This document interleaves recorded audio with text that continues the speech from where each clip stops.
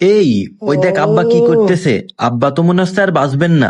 এখন আব্বা যদি মারা যায় তাহলে আব্বার কবর দিবিনি কোন জায়গায়? ওই যে টাউনের পাশে তোমার একটা জমি আছে না, ওই জায়গা কবর দিলে ঠিক হবে ভাই। আরে না না, আমার টাউনের ওই জমিটা হচ্ছে অনেক দামি জমি। আব্বার কবর যদি ওই জায়গায় দিই, একটা সামান্য কবরের জন্য আমার অত দামি জমি নষ্ট হয়ে যাবে না।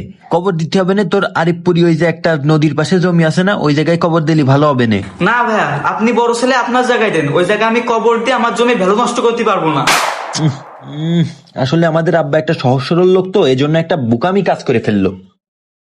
গ্রামে দাদার শুনেছি অনেক জমি জমা আছে, ওই সবকিছু ভাগ করে চাচারে দিয়ে এসে মানে বোকামি একটা কাজ করে ফেললো। এখন চাচা গ্রামে ওই জায়গায় নাকি কবরস্থানও করে ফেলা হয়েছে, তাদের নিজস্ব কবরস্থান আছে।